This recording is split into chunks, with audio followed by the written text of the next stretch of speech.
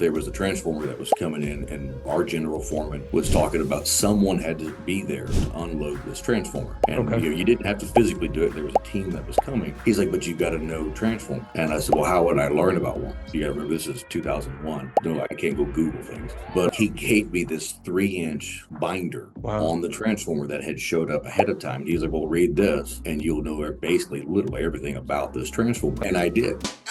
Welcome to the Inner Genius Podcast with Joe Patch IV. I want to welcome everyone to another episode of the Inner Genius Podcast. I'm excited to have today with me Clint Thurmon.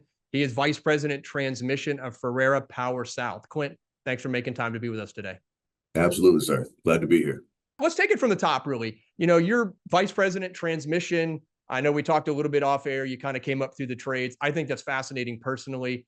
Talk a little bit about how you got to kind of where you're sitting today. I think it's a good story. No, very good. So, it started in '98 on a shovel. Literally just from the ground up. Was good enough or was blessed enough to be in a project or a company that had their own internal apprenticeship. So even though we were non-union, we still had an actual apprenticeship that we could learn, and a structured learning curriculum that we could get through. Started off in transmission, moved into substation just about the time my apprenticeship was ending. Okay. And at the time was not very happy about it, I can promise you that. But in hindsight, I got a good feel for both. A few years later, the company itself actually went under, and we all jumped and went to a different company called TIC. But that was another blessing, honestly, in disguise, because you get a lot of these guys will get pigeonholed into their craft. And for us, journeyman linemen, you can be a transmission guy forever, even though to be an actual journeyman Class A lineman, you're supposed to know both transmission and distribution. Okay. But nowadays you'll see them where they've only transmission or only distribution. But even when you see that, 90% of them will not step foot in a substation. They don't know anything about them. They just know they're not supposed to go inside that fence.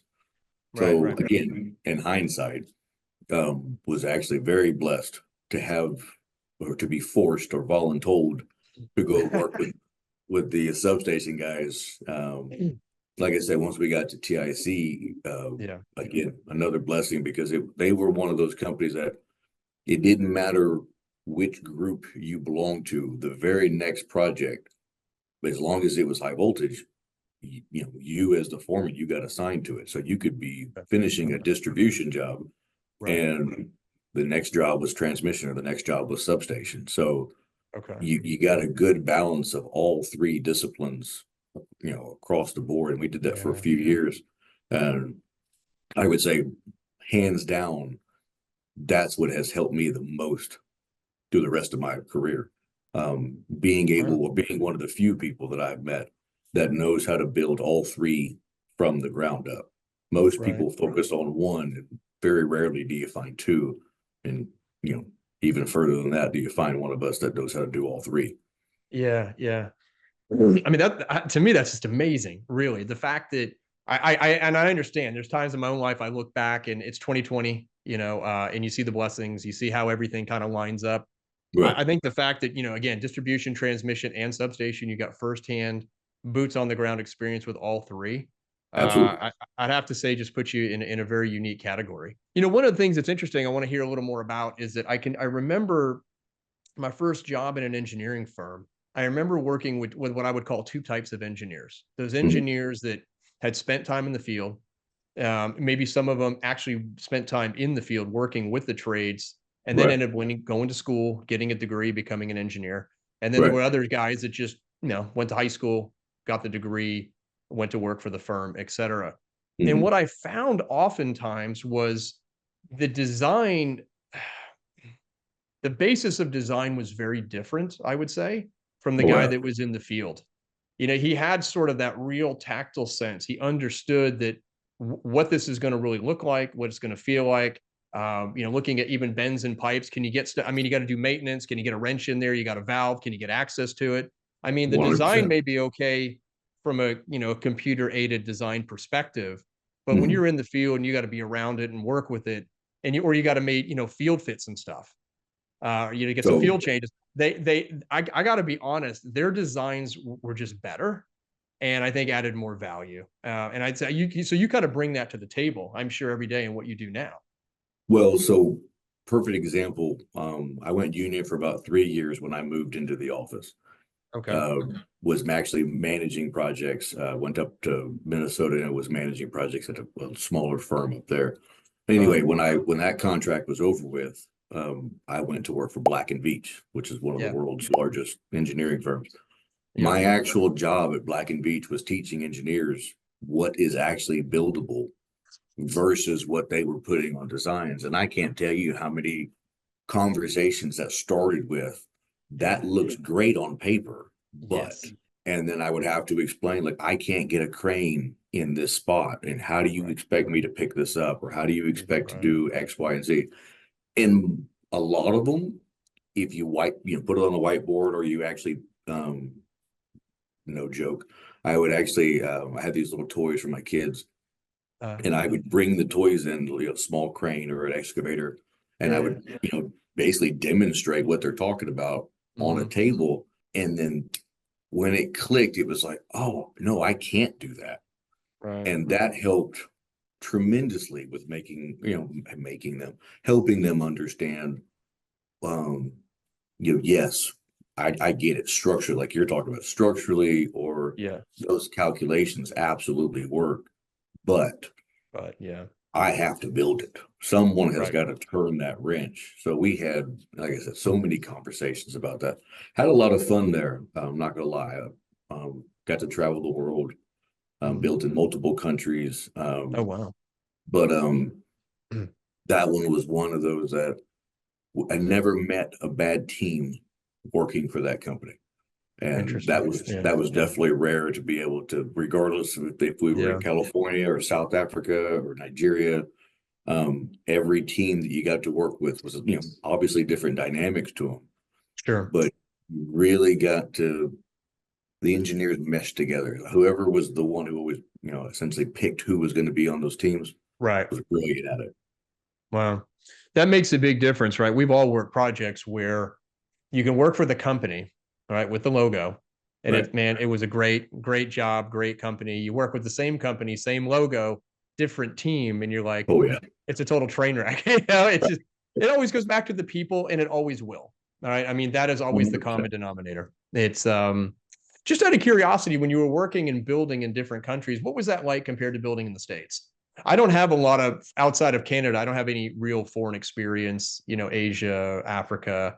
Was it very, very different, or in some ways more similar than different in your experience? No, very different, very different. Okay. You're talking about places that there's no such thing as a safety program or safety culture. Sure. People almost to the point where they did not care, even after you walked them through, hey, look, that can kill you. Right. And they just kind of shook their head and went back to what they were doing. And wow. You start thinking, okay, this is a translation error, or this is whatever. But for example, in South Africa, our labor force was local tribes. I had probably 7 translators there because of all the different dialects. And it didn't matter how many people you had explain to certain people what you were trying to say. He didn't care. He was just going to do it how he felt, or what someone had showed him. So here we have a lot more of that.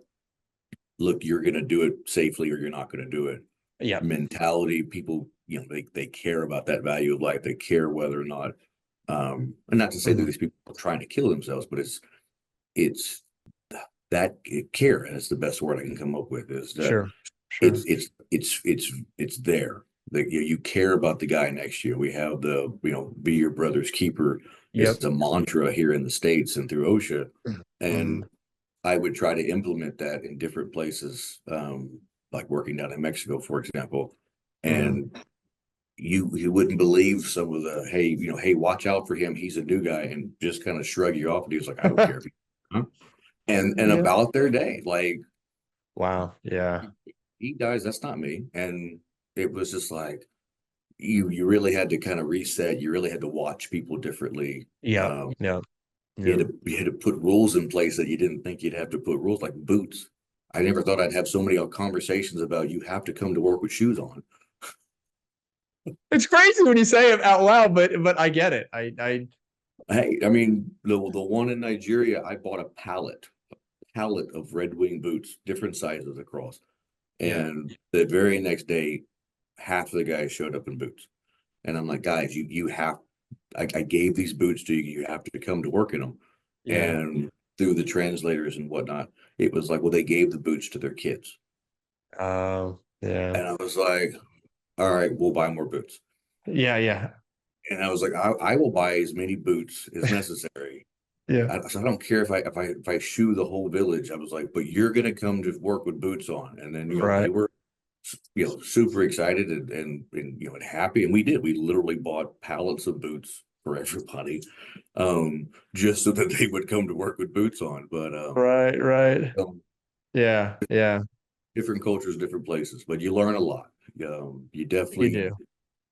definitely get a better sense of the world getting outside of our bubble. Absolutely. Absolutely. Yeah.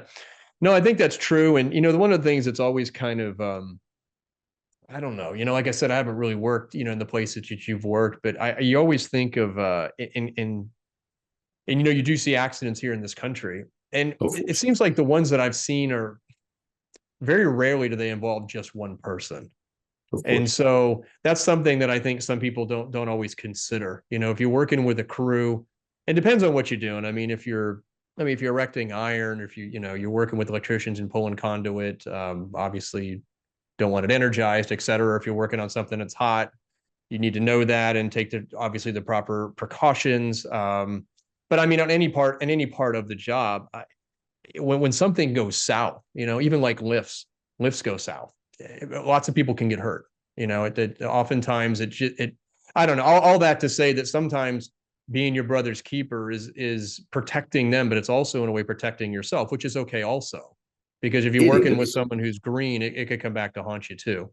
It is, but what we're running into is that more and more people are taking chances because with such a lack of labor force in many places here in the States. Okay. But you could have had a 2 or 3 man crew doing before. A lot of times these guys are running out there by themselves. They are answering a trouble shot by themselves, or you show up and he's unloading. I've got a truck driver who's not only hauling the equipment out there, but they're also unchaining or unbinding and then unloading everything by themselves. And it's like, hey, where's your spotter? Right. Why didn't you call somebody? And he's like, oh yeah, there's no one out here. Wow. And it's like, well, what happens if you get hurt? One of these binders comes back and hits you in the face and you're unconscious. I was like, there's no one within. I mean, some of our projects, especially building transmission, there's no one for miles. You're back remote. in some woods, right? So it's like, yep. You're literally out here by yourself, and it's like, well, I don't have anybody. And it's no, I hear you. I mean, there's significant consequences certainly to be paid. What do you think we're seeing then? I mean, on that front. I mean, that we talk about the labor force? Are we just not seeing as many people moving in to fill some of these roles in your opinion? 100%. 100%. So what drives that? Yeah. What are your thoughts on that whole thing? I think that's interesting. No, so 100%. When I started in my apprenticeship in 98, I forget the exact statistics to it, but it was like a 60% would promote or would actually get to the end of it. It's a 4-year apprenticeship. So you're saying that, essentially, and I'm just going to use 60% as my number because I don't remember the exact one, but 6 out of 10 guys who get into the program will actually make it out of the program. And I had a very legitimate conversation with a Department of Labor guy. This is 2018, 2019. Okay. And he was giving a speech at the conference I was at. And his whole speech was about the labor deficit we have from journeyman linemen here in the United States. Okay. Yeah. And at the time, his statistics that he was rattling off was that we were at 200 and something thousand men light, and it was getting worse every year. Okay. And that the reasons for it was first that we were down to this 30% pass rate. And I remember having to be a personal or one-on-one conversation. I was like, I remember the number being like 60, 70%, whatever it was. Yeah. Twice that. Yeah. And he was like, oh yeah. He's like, well, we'll compile that on top of, he said, we used to have, 50 out of 100 kids who would come out of high school and they wanted to be in the trades. He's like, now 10 out of 100 want to be in the trades. He's like, plus more of them are not getting through the 4-year apprenticeship. Yeah. Than it used to be. He's like, we're starving for people. Wow. And we go to job fairs, we go to high schools, lineman schools. We're always trying to recruit to get kids into the schools and get them to understand what we're doing more, because we know we have to. We've had an internal apprenticeship here that we go out and we try to promote and get kids to come in straight out of high school into it. And a lot of them you talk to, you really lose them when you start talking about, I got to work outside. Outside. I'm like, yeah, you're going to be outside. It's an outside job. You're always going to be in the weather. And I would say half of them turn around and walk away from me right there. Really? The Wow. rest of them, the biggest piece to it is the travel. Because in what we do, especially on the transmission side and substation, is there's not like so in distribution, you can get into a geographic area, right? And you're doing maintenance work and repair work, and you're a couple hours from home. It's not too bad. Yeah. Right. So it's you doable. got some travel time, you got some windshield time, but for the most part, you're sleeping in your bed. Right. Where if you're substation and transmission, that's not the case. Yeah, you're a road tramp. Yep. Today's project is in West Texas. We get done out here. The next job we may be going to is in Alexandria, Louisiana. Yep. You get to go home a week or two here or there. We try to do like a 10 on and 4 off schedule, so they work 10 days straight, balances out to a 55 or 50-hour work week, and then they get 4 days off so that they can travel 2 days or travel a day, be home for 2 days, and then travel back. Right. Okay. Try to get them some home time, but sometimes that doesn't work either because, for example, I got a job in Arizona right now. Most of the guys who are working that job are from Louisiana. Well, they're not going to come home, every other weekend. So it's that's where a lot of the rest of them kind of lose out, where they're just like, oh, I'm not going to be home. And I get it. It's rough. Hell, working on the road cost me my first marriage. There's very few linemen you'll meet who are not on their second or third marriage or can tell you the horror stories of what it is to live on the road. Granted, we're paid very well. I can tell you that right out of school, journeyman or an apprentice with the right per diems and the right hours, most of them are already almost, if they're not touching 6 figures, they're going to get to it fairly quickly. Okay. Knocking on the door. Yeah. Oh, absolutely. And then once you make journeyman, if you make journeyman lineman, you'll never make less than 100,000 for the rest of your life. I believe it. Yep. But it's trying to convince them to get there. Yeah. And that's the hard part. What's the time place? How much time transpires between apprentice and journeyman now for a lineman? It's still a 4-year. It's still a 4-year apprenticeship.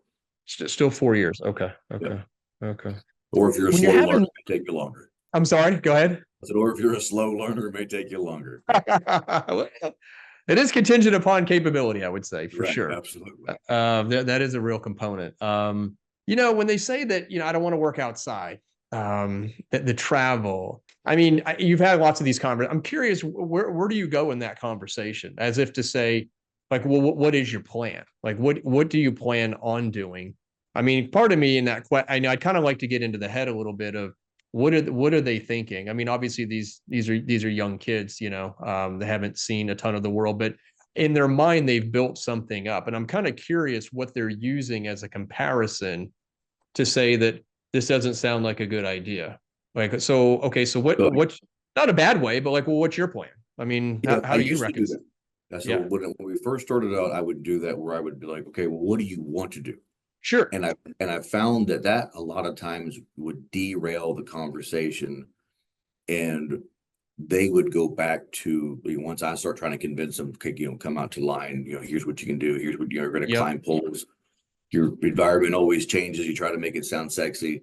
But if they started the conversation off talking about being able to stay home and being able to do what their plan was. I found that the conversation, they tended to just go back, yeah, but I don't want to do that and they've already kind of verbalized what they are articulated, what they wanted to do. So what I've started to do, and it's had a lot more success, is start the conversation off with, what would you do with 100,000 a year? Yeah, there you go.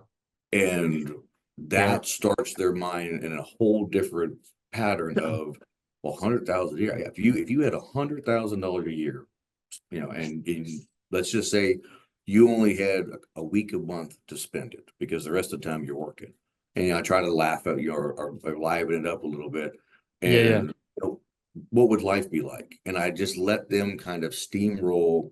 I'd buy this and I'd buy this, and especially if I've got a little group of them, they'll start feeding off of each other about buying boats or buying four-wheelers or whatever.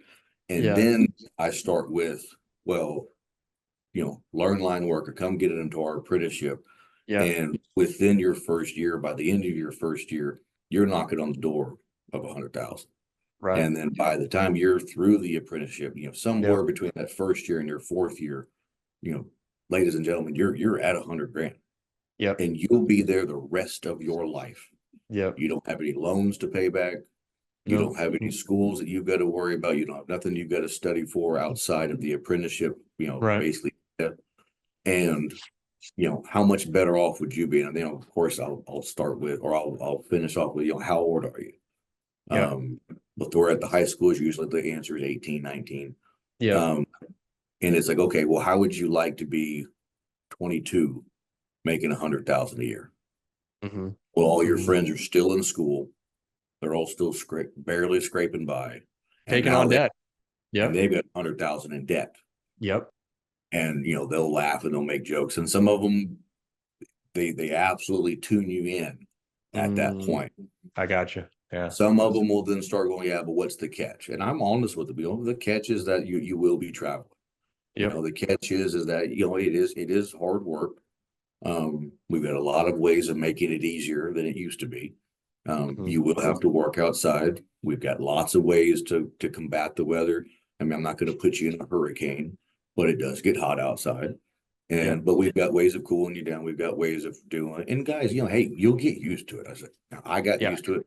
Everyone gets used to it. I'm not lying to them by any stretch of the imagination, but at the same time, I'm trying to make it where they're not focused on the negative. I try to bring the positive out out of the gate and get them focused on what you could be doing with that money, or what you could be doing because a lot of it's freedom. Some of the contracts we do are 8 and 6s. Now you're only making 40 hours a week, but you're off 6 days in a row. Talk to the guys during hunting season. Who doesn't want to be off 6 days in a row? I know. There are perks to the job. No, for sure. Oh, absolutely. Yeah. So if 40 hours a week is starving you and you don't want to do that, we got projects all over. Do you want to travel? Do you want to see, do you want to see the United States? Sure. Some of these guys will live and die in the same town they grew up in. And I've got guys that have never spent more than 6 months in the same city for the last 12 years. Right. Yeah. Pros and cons, but which one of you is seeing the world? Which one of you is getting to experience the actual United States? And so again, I've had a lot more success with that here. Yeah. No, I like that. I was kind of wondering when the money would come into play. I mean, and it's I mean, obviously it's a very real part of the conversation. And at the company I founded, Confio Group, we do recruiting. I mean, that's who we are. So we focus, renewable energy, we focus clean tech, we do power projects, transmission, distribution, substations, kind of the whole 9 yards. That's our niche. And it's interesting because, we oftentimes work with, fairly seasoned folks, but I had the opportunity to kind of mentor a young man who finished up at the University of Arkansas within the last 2 years. And that's just down the street from where I live, down in Fayetteville. And so, he was asking for some advice. I was giving some advice, things to think about, consider when you're interviewing, when you're looking at different firms, some of the basic stuff that you don't know at 18, but at our age, you've been around the block a few times. And Right, it's right. interesting because, these guys coming out of school were making anywhere between, 65 to 85 was kind of that range. Mhm. And so that's after 4 years, fairly intense. You're going to have some debt, Right. as opposed to this other value proposition where you don't take on debt through the entire process. You start out at a higher number. And, as engineers, obviously you can move up as well. I mean, you could, and it depends really on, I did a whole video on that too. I mean, are you an SME? Are you more of a leader? There's different paths within engineering firms that will 100%. kind of dictate what your earning potential will be. And I think a lot of it does flow back to the characteristics that you bring to the table. Some people will be good leaders. Some people are better off just being the very best at doing one or two things. And that's Mhm. okay. There's plenty of work for that guy too. But all Absolutely. that to say, it's something that you got to talk about, something you got to consider. And I think a lot of people, sometimes with the younger generation a little bit, and I've got a couple of kids that are that age, they don't always kind of get, life's expensive.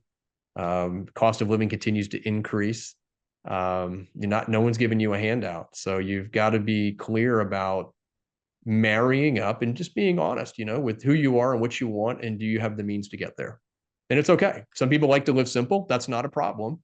If you make less, Takes but all you don't time. want a lot, no problem. That's great. But if you want the boat or you want the F-350, with the lift kit and, the spider package and all these things, sexy, just it comes with a bigger price tag. That's all. So you just got to make sure you got a way to pay for it. Well, one of the ways, and this is one of the pitches that I try to give them nowadays, is that Yeah, you can, because I get a lot of them that say, well, I don't like the travel idea because, and I'm honest with them, traveling sure. cost me my first marriage. Yeah, Most of us have been divorced, especially if the question gets asked. I don't start with that one, obviously, but I will answer it honestly if asked. sure. And that turns off some of them where they're just like, well, I don't want to go through a divorce. I'm like, well, then don't get married young. I was like, guys, you Yeah. got to look at it this way, is that you could take the same path that I took. I said I was basically out in the field for a decade in my tools, working storms, literally building hands-on wrenches. I Right. said, then I went to night school. I got a 4-year degree. It took me 7 years to get a 4-year degree, but that's beside the point. I get it. I've been there. I've been there. Yeah, Yeah. but Yeah. at the end of which I said, you can, once you get the physical knowledge under your belt, I said, you can actually go then opt to have that office job. You can go, you can Yes. find that project management position. I said, and now you're more valuable because now you've Mhm. built. You can go be an Absolutely. estimator. I said, you can come my route. You can come try to be an executive somewhere, work your way up to the executive. I said, and you're already going to have leaps and bounds ahead of the people, your peers, if you will. I said, Yeah. but on the flip side to it, you're still not paying off debts. Yeah. Because Yeah. there was no debt for you to get Mhm. that level of knowledge, that 10 years out in the field. So you Right. were getting paid while these kids were going to, while these other guys are going to school. I said, and then now, 10 years later, you're coming in for a job, and yes, they've got a degree that's above you, but you've got 10 years of actual knowledge of how to build whatever that is, X, Y, Z. Yeah. Yeah. I was like, you're the guy who that engineer, no offense to the engineers, but that engineer is coming and asking questions to because he doesn't know how it gets built. He understands how to design it. Great. But now all the ins and outs of how that could fail while you're trying to build it. Absolutely right. Yeah. I would argue too, though, Clint, what about this? What about the idea that because there's less and less journeymen, there's less and less electricians and trades, et cetera. I would almost think at some point there's got to be an inflection point. And I mean, I haven't drafted out what this curve looks like, but I have to wonder at some point, and I think we're getting close, where if you have the field experience and you can pivot to the office, there's so few of you that in some ways you become pretty priceless, I think. Well, I think there's a very unique value proposition because you're right. It's kind of like it's the value of a bridge. How do you connect two places with a body of water? You throw the bridge in. The bridge is invaluable. Without it, a lot of things don't happen. With it, lots of things can happen. And I think that person within an organization that can bridge those two worlds, and I just think just has a real sense of this is what we do. This is how we do it. I think in some ways too, it's harder for someone that's been in the field to lose the macro sense of what's really going on. I think oftentimes people become very myopic, and I think that myopic view can be dangerous. You can miss lots of things. But I don't know. I think something to being around the work. And maybe I just harken back to my own father, who's, he's a licensed PE engineer, but I mean, he built his career with Bechtel in the field. And he just, even all the days he built his own firm, sitting in conference rooms and nice offices. And he always loved to put his Red Wings on. He always loved to get in the field, play in the dirt. That was always his passion. But I think that's what made him so successful, was that when he would sit with clients, he always married the idea, the theory with the reality of what can actually be done, and be done safely and efficiently, by design. So all that to say, I think there's an inflection point here, There definitely is. And I call it a translator. You're calling it a bridge. Yeah. I tell the guys, I said, someone has to translate between the accountant and the executive and the project manager and the field guy. I said, because your superintendent is going to talk to you in craft hours. They're going to talk to you in what work has to get done. Right. They're talking to you in a schedule, quote unquote. I said, but then when the project manager, who's also trying to run a schedule, is trying to have a conversation, I said, someone has got to be able to explain that, no, you can't put the wire stringing before the structures. Right. And these have to go in order. You can't do this before you can do that. I said, and a lot of times the superintendent, he's not going to talk to the guy who's in the office, because we have our own biases. I was very guilty of all that. That's okay. It's real. And you're like, well, if he's the one who gets to sit in the office and he's making all that money, then you tell him to figure it out. So I get it. Those translators, those bridges are absolutely needed, because now you become the guy who, hey, you can now translate, both of these sides, and you can translate between them. Absolutely, you become invaluable on a number of different things. But the part that I try to I push, and I think I personally have enjoyed the most, is that once you become that person who can translate basically between all of them, between the accountants, you can translate it from all the way down from the balance sheet to the guy turning the wrench. Okay. You don't ever get bogged down in one project anymore. There's no such thing that I have to worry about one task, because now I can be involved in every level of every conversation. Okay.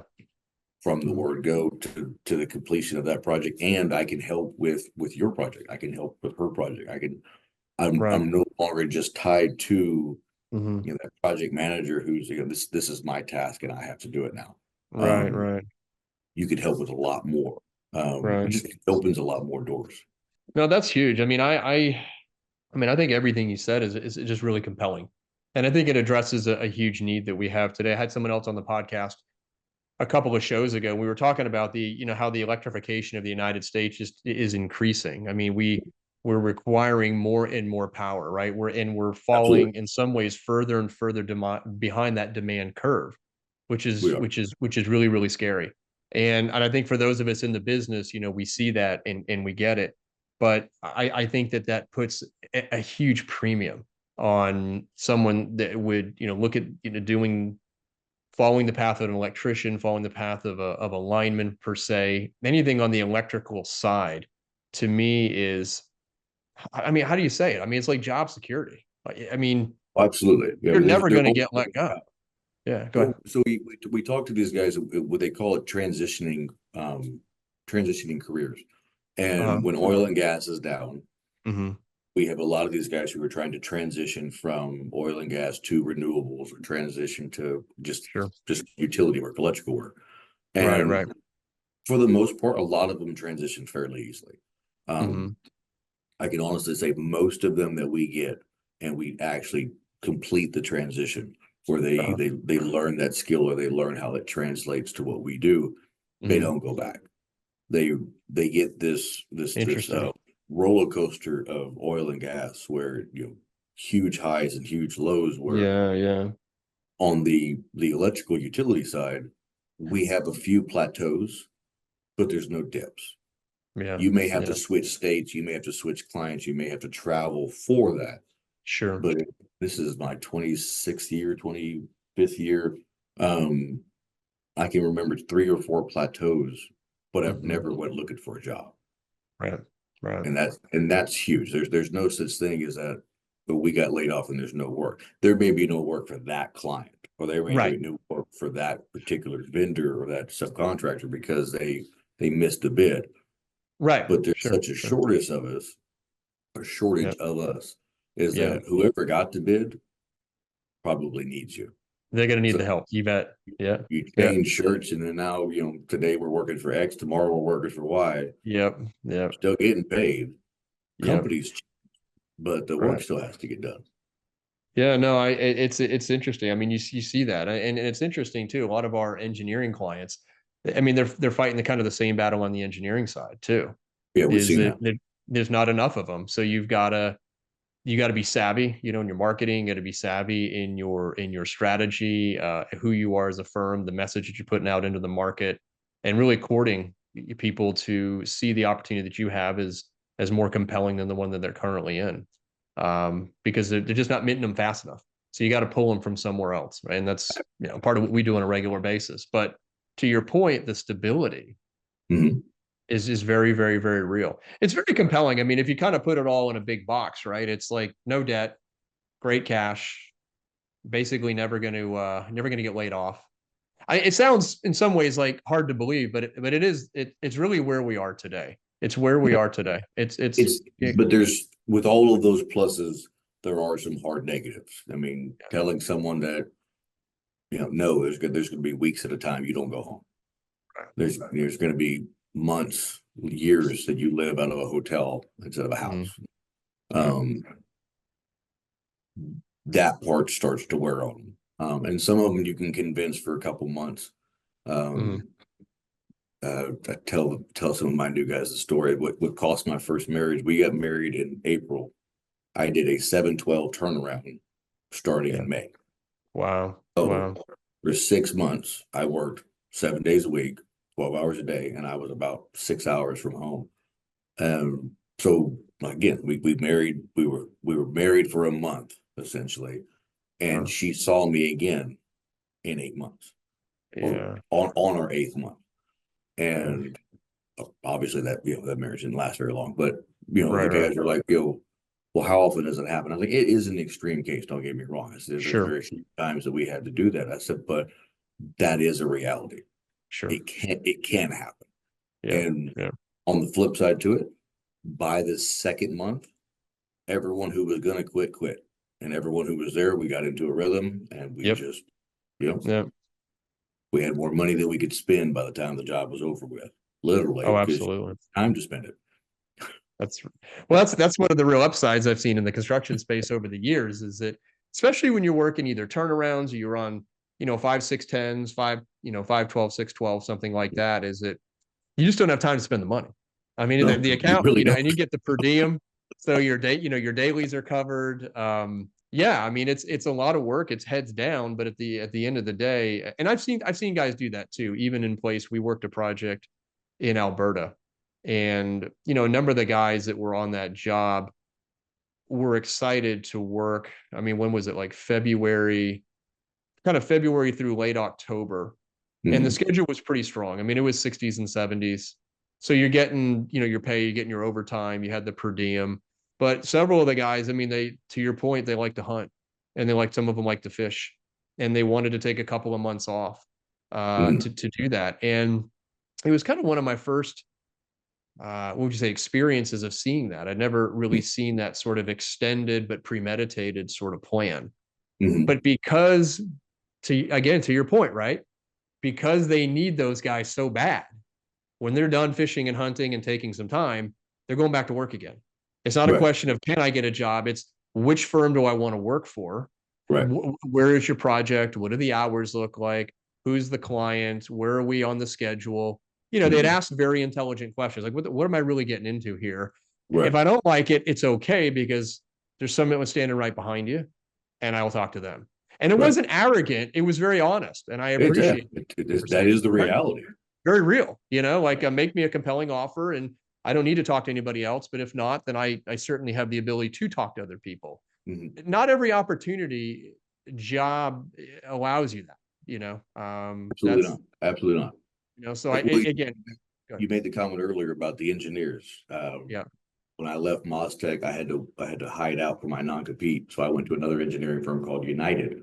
Yeah. And I remember very vividly having the conversation with the guys because United's an old engineering company. They started as Washington Group many, many years ago. Okay. And I'm talking to one of the guys who's been there like 36 years. And Okay. he's like, we just can't keep people anymore. And he's explaining to me, this turnover, turnover is all the way up to 20%. And I started laughing, and he's just kind of, he's like, what's your problem? And I was like, 20%, that's a damn good week. What are you talking about? I said, in construction, I said, guys will leave you for 25 cents because there's 4 companies begging them to leave you every week. I said, I've seen it. You got to keep your culture up to a certain level. You've got to keep opportunities in front of them.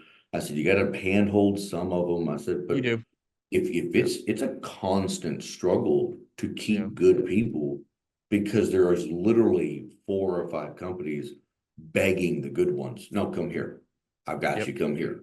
So to hear him act like, 20% was outrageous. I was like, those are kid numbers. I was like, we deal with way more turnover than that. That's funny.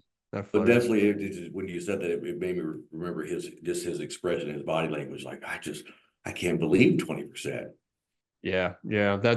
Well, and it's interesting. I mean, a guy, been around a long time, been in that firm a long time, things have changed. I mean, the way things were in the 70s, 80s, 90s, 2000s, and then where we are today, there's been a real evolution of what people want to do, what they don't want to do. The whole idea of remote became a real possibility that, wasn't, I would say, on the radar, hybrid work style. So there's all kinds of stuff out there today. And I think you're right. You got to be really on point with your identity, know who you are, know who you're not as a firm, what you believe in, where you're going to lean into, what you stand for. I think these are real defining elements that I see in our clients that really own it. They're the ones that have the best retention. You filter out in the beginning, right? You filter out who's. But we actually picked up people, speaking of that exactly point right there, when everyone got shut down for COVID. Yep. We're essential. Yep. None of us got shut down. In fact, we actually picked up work and added employees and actually hired guys who had been laid off, couldn't go back to the office. Their companies just shut down. It was like, well, hey, here, local guys. We were actually working in Mississippi at the time. Okay. Pulling wire across the Mississippi River. But anyway, we had guys that were like, hey, you're not being told to stay home. And it was like, no, we're essential. We have to be out here working. And it was like, okay, we all hiring? But actually, yes, we are hired. Come in here, let's have a conversation. And we actually, increased workforce during COVID because other people were just like, I can't get a job. And I'm like, well, come over here. We got you. Yeah. That's awesome, isn't it? But it's interesting you say that because again, you look at the electrification in the United States, you look at the aging infrastructure of the grid itself.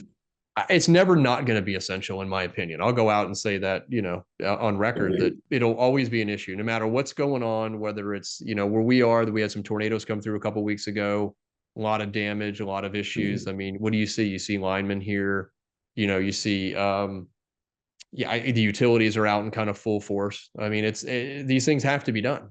Friday, Saturday, Sunday, 10 o'clock at night, 3 a.m.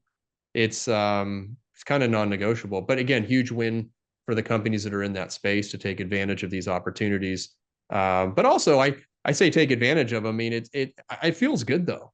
I mean, I enjoy recruiting for, the energy and the power space. I see a big problem and I think, we're helping solve that problem. I mean, it feels good at the end of the day, knowing that what you touch is making a difference in lives in a multitude of ways.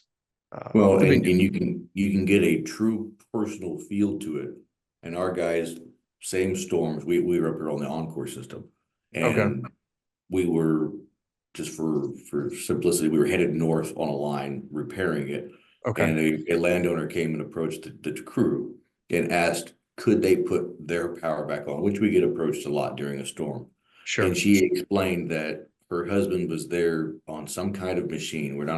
Still don't understand 100%, but he had like a little solar panel, which is how he charged it during the day. Oh, wow. But basically it's on a battery life while the power is out. And the guys, they sent in this whole report, hey, can we break protocol and go put this one house on out of Yeah. sequence?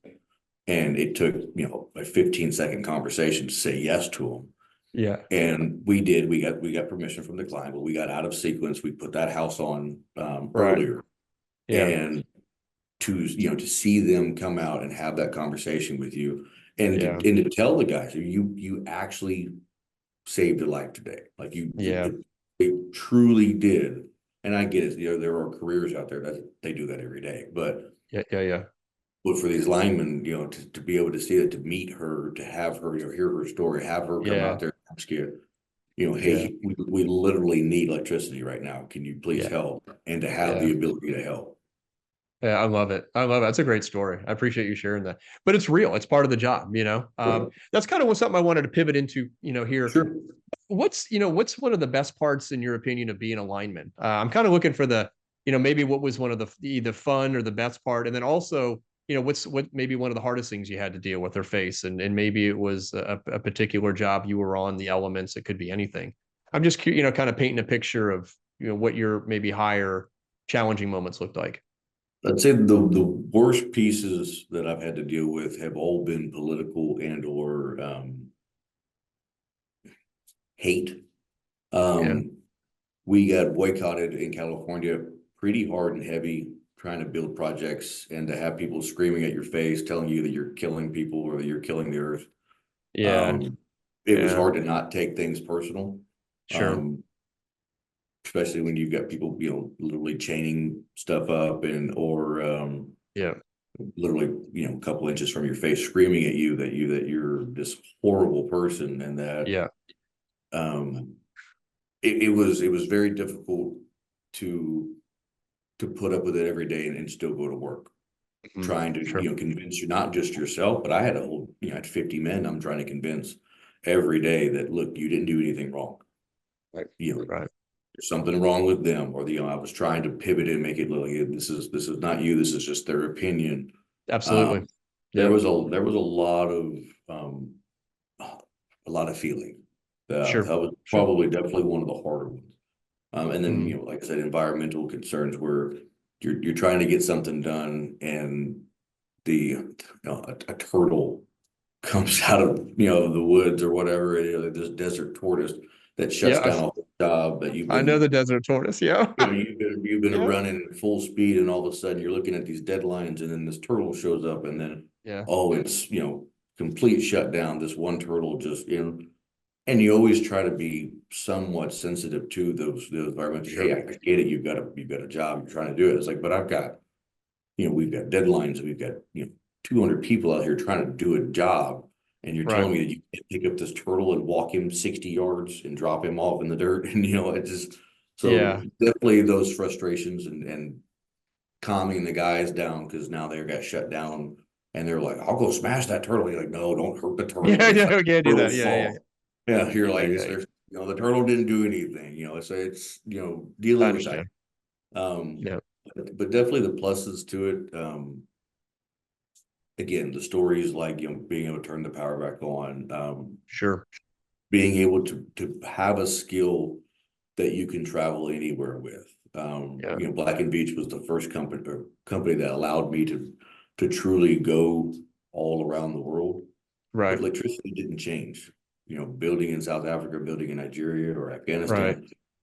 It's the same voltage, different KVs, different classifications, different wavelengths, but it's still the same work. And to be able to have a translator there, and to be able to literally give a skill set to people. Great story was they asked me would I drop power into this village as we were going by it, and I was like, they told me the transformer's already bought. We literally just need you to tap and drop power to it. Okay. And I was like, yeah, not a problem. We're here. I said, just send me the load so that we can size the transformer. And he was like, well, the transformer's already sized, but I'll send you the drawings. And I was like, okay, sounds good. So I get the drawings, and it's a 200 amp panel, like a house panel. And so I call the engineer, and I'm like, you sent me the wrong drawing. I need the loads for the village. Like, you said this was a village. You sent me a house panel. Right. And he's like, no, that's the whole village. It's a 200 amp panel. And Wow. so, we swing by, the transformer gets delivered. We tap the line, wire the transformer, and it's literally this 200 amp panel. And they've got extension cords. Every little hut has got basically an extension cord and a 20 amp panel, or 20 amp breaker, sorry, Right, breaker, running yeah. like a little hot plate and a little fan. Some of them had radios, but that was the village. That was I mean, you take a Wow. 40 breaker AC panel, 30 breaker AC panel, Yeah. and just fill it full of 20 amp breakers, and just imagine each one of those breakers is someone's little hut. And Wow. Wow. and then come home and listen to people complain or whine because the power was out for a couple hours, or their Yeah. internet it's not working. Um, that's right there. It makes you laugh. It makes you just like, Yeah. Yeah. these are first world problems, and it First world problems. Yeah. it I get definitely that. helps you. It definitely lightened it for me personally. It definitely took a lot of the seriousness out of me. It definitely humbled me in a lot of ways, to Hmm. where Hmm. I felt like it did me a lot of personal good over the Sure. years. Sure.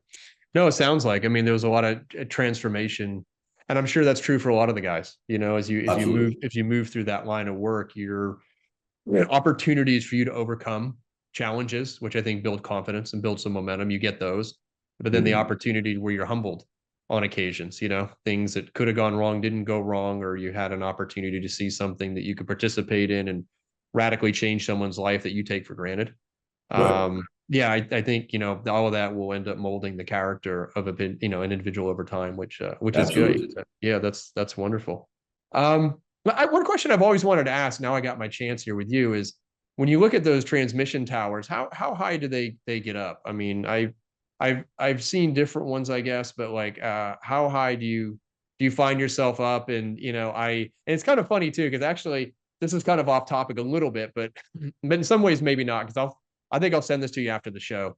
But there was a YouTube channel, I don't subscribe to it, but I see it in my feed, Okay. and it's out of England. I say England, Great Britain, and there was a video from the 1960s of Mhm. linemen and how they're stringing line with like tractors, and Right. Oh this yeah. guy's in a t-shirt with a tool belt, and man, there's no harness, there's no tying off. He just goes Just to the top. climbing. Yep. Yeah, and I'm just like, man, I'm not a big fan of heights, but I see this, and to me it's impressive, because I'm like, wow, this is something else.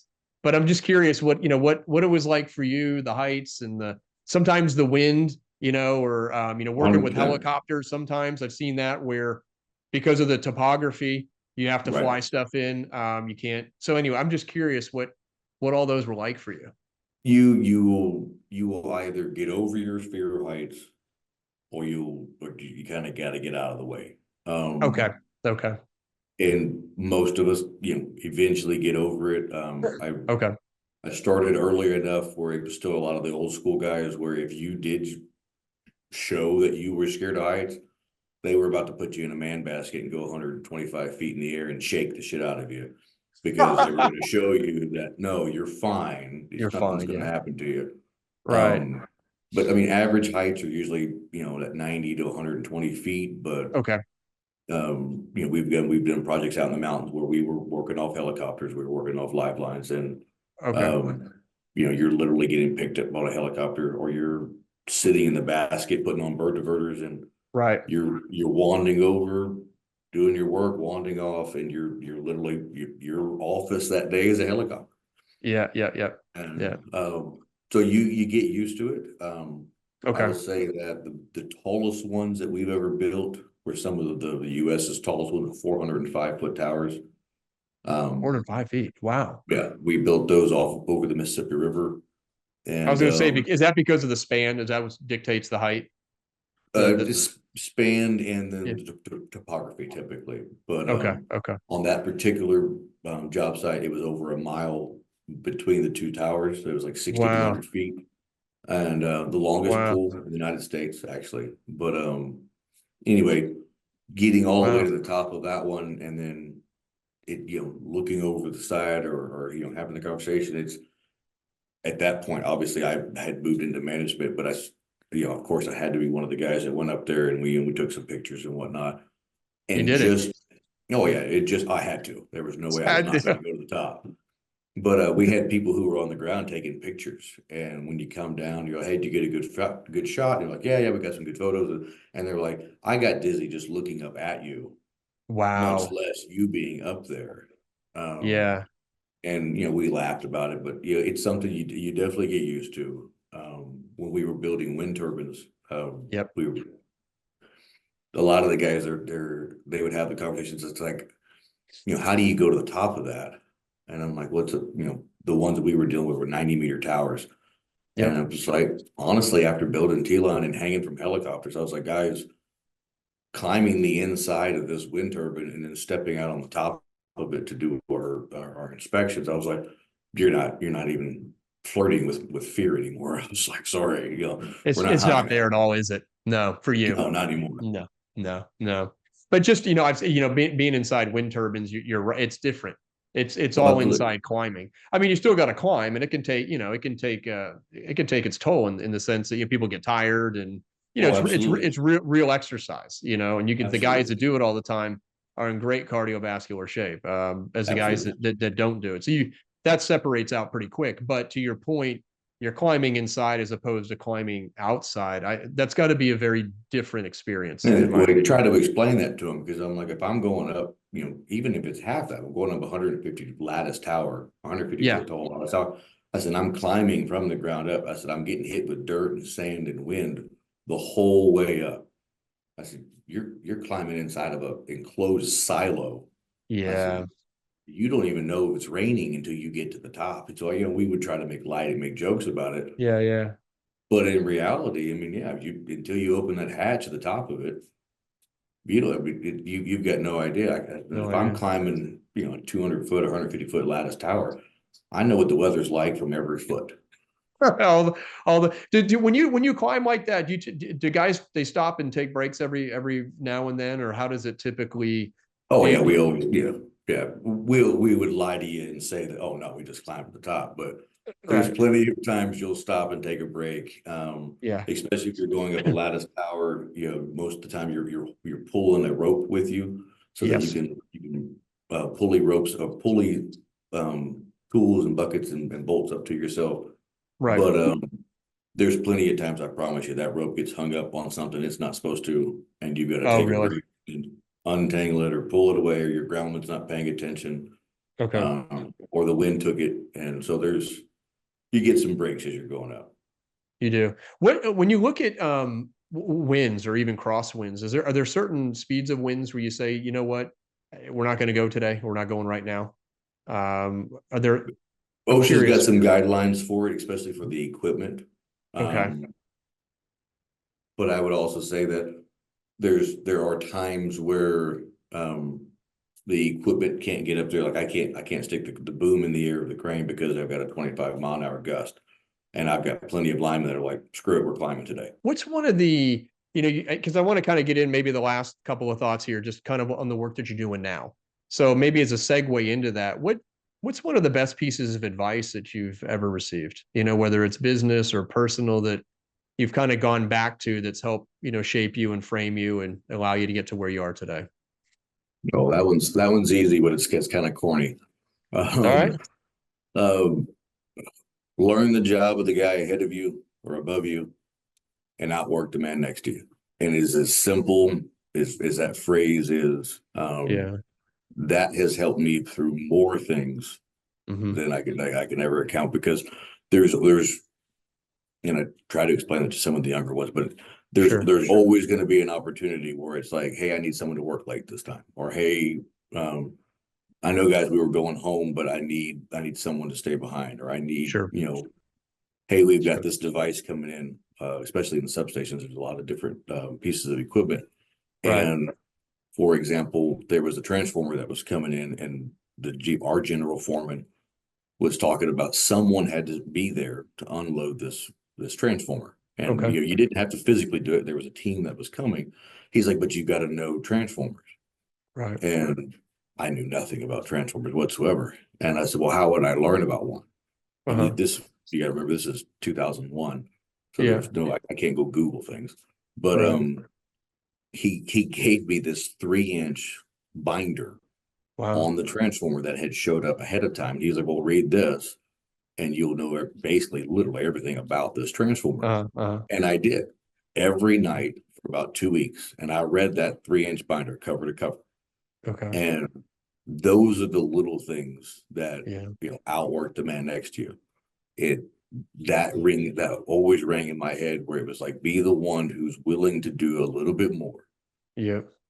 And it opened up so many doors. And not being afraid to learn. So maybe even break that term or that phrase down into just Sure. always be willing to learn something. Mm-hmm. Don't take the shortcut, or don't be willing to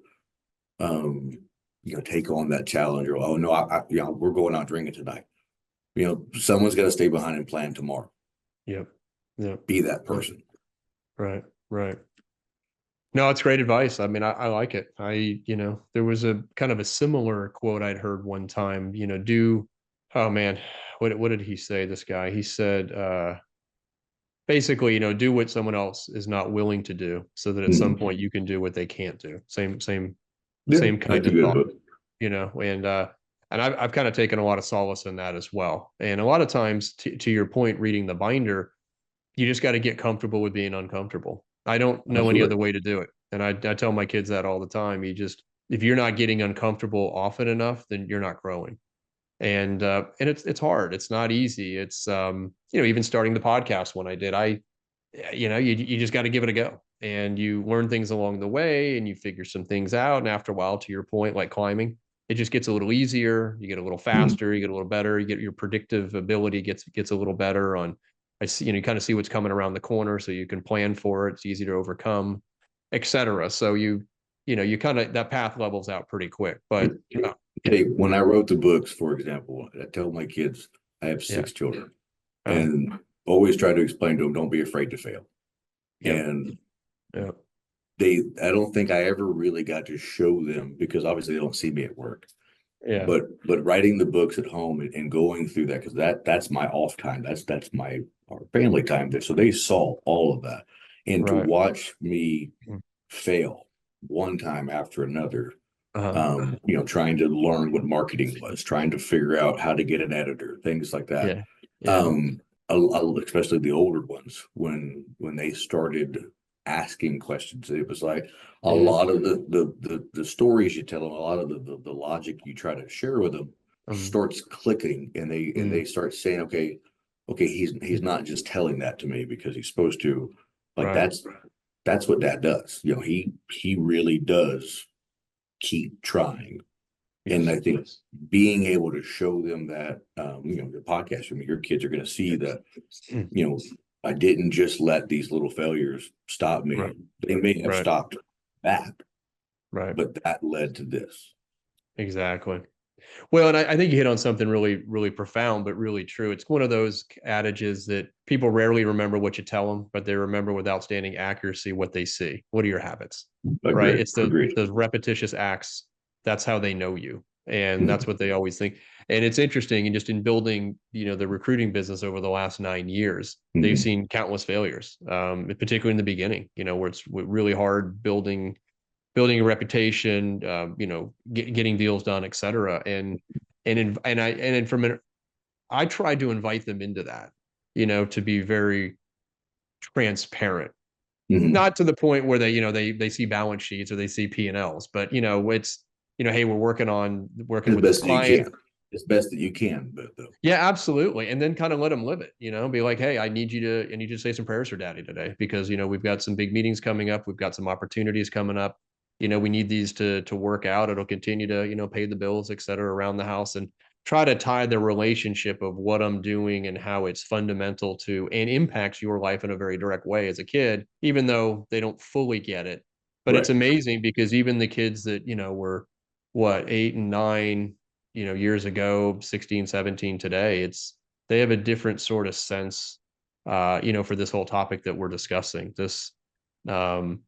You have to be resilient. You have to it's okay to fall down. You got to get back up. You got to keep Right. going. And I think most people, I really believe, I think most people are excited that you give it a go.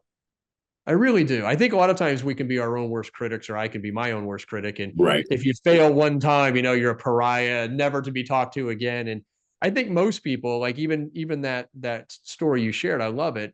Had you got to the site and they're unloading the transformer, you're not a subject matter expert after 2 weeks of reading a book, but you're there, you're trying, you got a general idea what's going on. You're looking, you're learning, you're listening. I think people appreciate that. Yeah, I think people look at the effort of the fight and the dog oftentimes. You're not going to win Oh, all your absolutely. fights, And I was a kid. And I mean, Yeah. for me to be literally on site, because I got volunteered to Yeah. do it, or I got voluntold to do it Oh, afterwards. no, yeah. I was able to ask genuine questions. Yes. And hey, I read this, and I had that personality. I didn't come out arrogant at all. It was very much a, Yeah. hey, Yeah. I read what a CT was. Could one of Yeah. y'all show me what a CT is? What does it look like? Yeah. And absolutely, the guys were more than happy to, yeah, Yep. current transformer, here it is. So to have a little bit of knowledge, but a Yep. lot of it was the attitude of, hey, hey, do you mind showing me? Or hey, can I see that? I read here, Right. and I'd love to know what that looks like. Right. And anyway, Well, honestly, and it kind of reminded me of a short story. I've got a boy who's 19, and he's finished up school, and kind of like me and my dad, and I guess my father-in-law, kind of all entrepreneurs, and hmm, went out and started his own business doing fences and landscaping. And it's interesting where one of the pieces of advice I gave him was, I said, find the companies in the area that are fairly well established, and reach out to the owners, hmm, because there's something beautiful about being 17, 18, 19, 20, 21, 22, reaching out to someone who's, we'll say, mid, late 40s, 50s, even 60s. They want to give something back. And I think they see absolutely. the hunger and the fire. And I think they in some ways, are looking into a mirror from years ago. I think Hmm, it excites them and it fires them up. They don't see you as competition because, they're doing multi-million-dollar, enterprise, and you're, absolutely. you're, you're bootstrapping it. But there's something about a kid, I would say, that's hungry that resonates with a successful entrepreneur. And to your point, they can't show you what a CT is and explain it fast enough. They're just Absolutely. excited to do it. But I also think that runway is short, though. I think when you go up to them and you're like 50, I don't know that you get the same bang for the buck. It's kind of like, how do you not know what this is? Where you been the last 25 years? How the hell am I at? I got things to do, man. Go away, right? So, Absolutely. But you're you know, 100% right, because yeah, if you show and try to explain to these guys that if you could just show some ambition, if you can just yes, show that you're passionate about what we're doing, I was like, right, half these guys would give you the shirt off their back. yeah, But that's if true. you show up every day and you complain about what we're doing, it's like Mhm. they have no more care if you showed up today than anything else. That's right. Most of them, I think, exactly to your point, want to teach someone. Yep. Now, granted, there are some salty dogs out there that we'll ignore them for this conversation, but Yep. Yep. um, Fair enough. yeah, Yeah. I think Yeah. there's definitely that passion for a lot of them. Yeah. And it's Yeah. just having that opportunity to show someone who actually gives a shit. Absolutely. Yeah, no, I think it goes a long, long, long ways. So, maybe one of my final thoughts is talking a little bit about, your role now. Mhm. And what are the kinds of things that you're doing, these days? We've talked about the journey to kind of get to where you are. So, what are the kind of projects that you're working on? What are the kinds of things you get to do just in a regular day, a week, a month, kind of in your role? And the reason I think, well, I mean, one, I want you to share, but two, for someone who's watching this and saying, hey, maybe the trades is a place to look. Maybe being a lineman is an opportunity, and then kind of seeing how Clint got to where he is. But what does Clint do today? Where is he plugged in? How is he helping the company continue to grow and increase in value, et cetera? No, Yeah. absolutely. Yeah. I would, day-to-day job is a lot of just bookkeeping, organization, staying in front of people. Hmm. Hmm. It's that's the grind, if you will. It's Right. constantly trying to remember what you were doing before the last time you were interrupted. Um, I I, appreciate that. I, I tell PMs that on a regular basis. That's going to be the hardest part of your day is what was I doing before the last person walked in my door. Exactly. Um, That's great. That's great. But Yeah. the fun side of it is a lot of what I get to do now is I get to go to these shows and I actually get to give speeches. Nice. I Uh, get to mentor. I mm, get to talk to these guys coming straight out of school. And mm, even if I'm not what they end up doing, you still got a little bit of time with them to talk mm. about what they're looking for. And some of them will call you months later and just, hey, I've got a question. Would you mind answering this? Absolutely. Sure. Yeah, you bet. Like we just talked about. Yeah, Right. yeah. What you got? Yeah. So there's a lot more opportunity for that.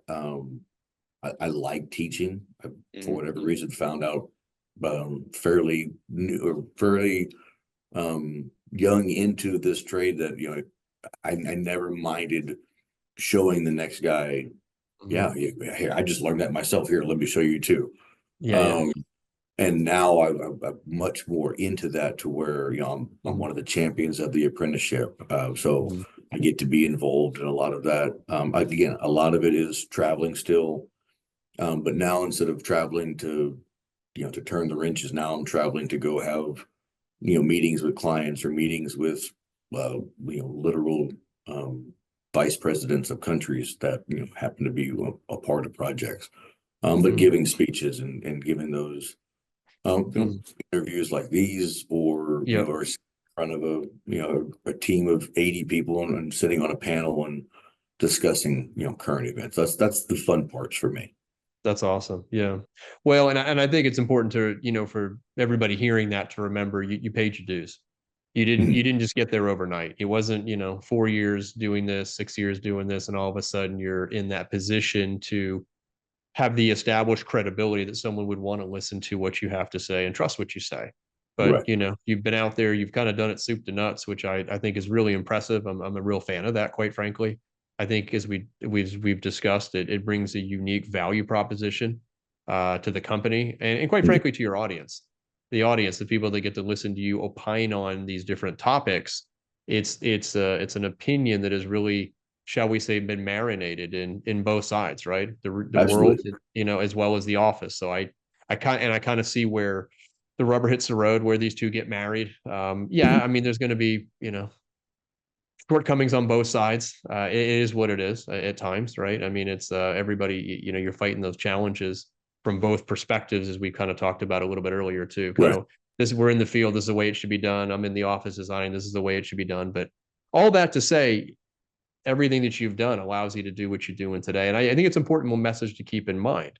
It's a marathon, right? It's just not a sprint. Right. A lot of It's not a people want to sprint. do it in 5 years, and it's like it's kind of not how it works. I don't know what to say. About a decade ago, I had never heard of a construction management degree. And Uh, we had hired three new individuals straight out of school. And mm, again, I had never heard of that degree. So I was very intrigued on, hey sure. guys, what exactly do you learn in school to construction management? Yeah, yeah. And to hear what they were teaching in school versus what we do in real life. And I was very curious to see how I could bridge or translate between these things. Yeah. And there was a lot of similarities, but there were so many eye-opening moments when we were actually discussing, Mm, what do you mean? No, no, you always build this schedule, or you always have these controls measures in place. And right. they had this huge project organization idea that all projects, regardless of Uh, how big or small, uh, that this is how all projects are run. And I was it was very educational for myself, because it was like these guys are being taught that there's this one size fits all. And I got a real chance to show them that, like, no, yeah. some of these projects are off of a napkin, and we started and ended in a day. No one's doing all that paperwork Right, and right, to go change out this breaker or to go change out this switch. And it was, I think it was very eye-opening for both sides to it. But right. I learned to stop um Uh-huh. assuming that, common, the old expression, well, he doesn't have any common sense. At that point, Mhm. I really took that phrase and I threw it away for the rest Okay. of my life, because Mhm. I was basically forced into understanding what's common for me is not common for you. Right. And this misinformation of like, oh, what's common in this. There's no such thing anymore unless you're both from the same place and you both have the same background. And that really helped me understand that, you need to talk to each person as if they don't know until they prove they do know, so that you can always make sure you're getting on the right foot, because assumptions can lead to lost money. Assumptions can lead to people getting hurt. Yep, And absolutely.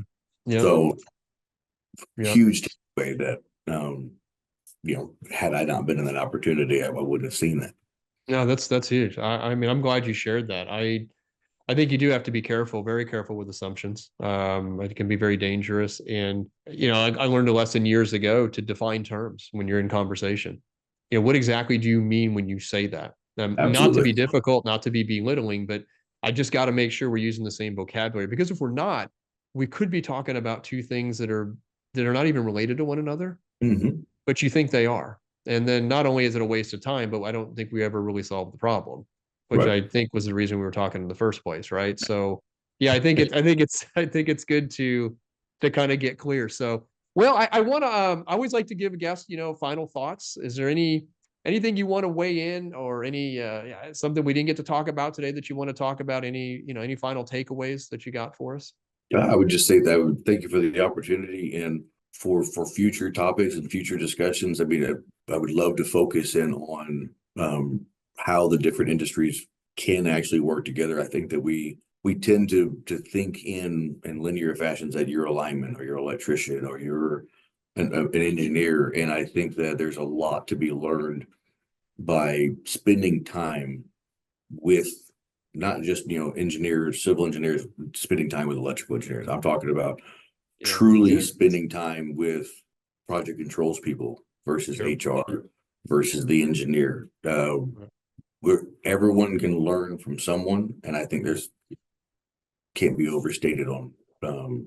Again, so future topics, or if you find people who get to touch all kinds of different things, a lot of value in that.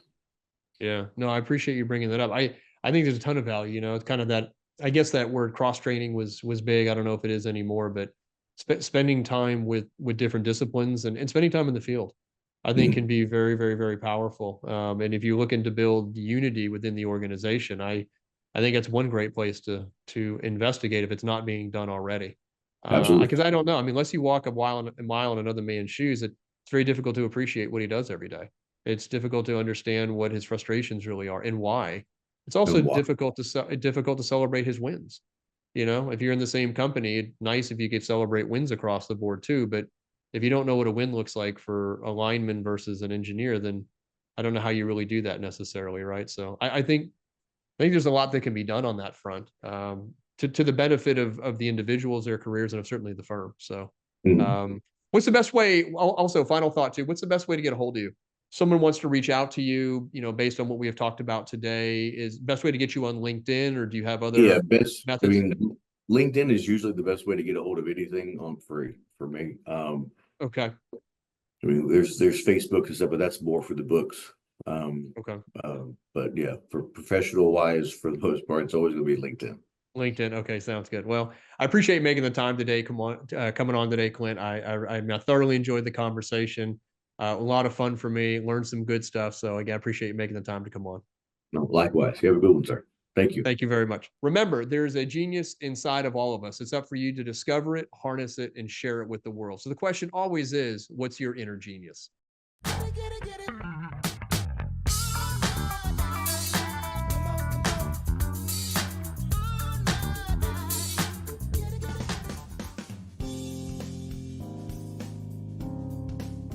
This is the Padua Podcast Network. PaduaPodcastNetwork.com.